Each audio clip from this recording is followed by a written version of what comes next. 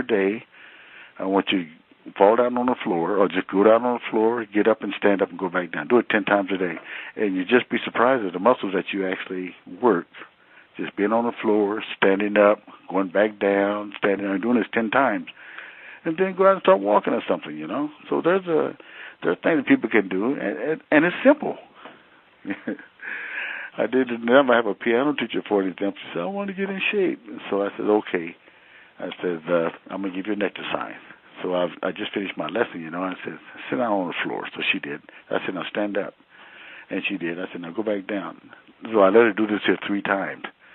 And she says, wow, that can get you tired. I said, well, sure. I said, do that 10 times a day to start, you know. Yeah. But just a little bit often. That's kind of my motto, you know. I'm not going to go out there and, even though we got a sparring class, I'll go out there and I'll dance with those guys a little bit, you know. But I know my limitations, you know. But I go out there and scrap a little bit, and then I run my mouth mostly, you know. So a little bit often is the key.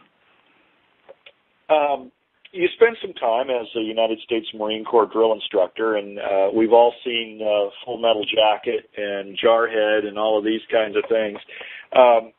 You know, why don't you share with us a little story? I mean, you guys sit around thinking up swear word combinations that you could go out there and put on the recruits. You know, can you give us a little insight into that? Well, I worked as a drill instructor, worked 3 platoons through, you know, and I can truthfully say that I hit one student, which was my cousin, and we was in the same series, so it was young, kind of using that as, yeah, my cousin, he's a drill instructor and stuff like that, so I called him over and hit him in his belly, and this at that time Vietnam was really hot, you know, and I said, I don't even know you. I said, talk to me when you graduate, you know, and so anyway, I went and chewed out the drill instructors over there. I said, hey, man, even though he's my cousin, man, he's going to Vietnam. I said, that kid got trained, you know. So that was the only kid I actually hit. But I did some hazing, and the hazing that I did, and there was a conditioning type thing, you know.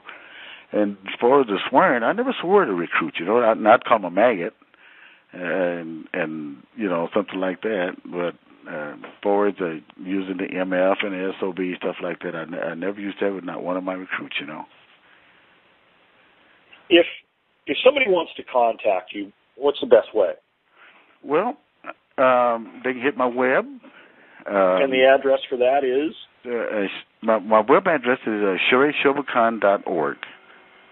And there's no hyphens in between those. They're just one word. And then okay, so that's, let me make sure we get this right. That's SHOREISHOBUKAN.org. Right. Mm-hmm. Okay. And then my email address is srsbk1 at alltel.net.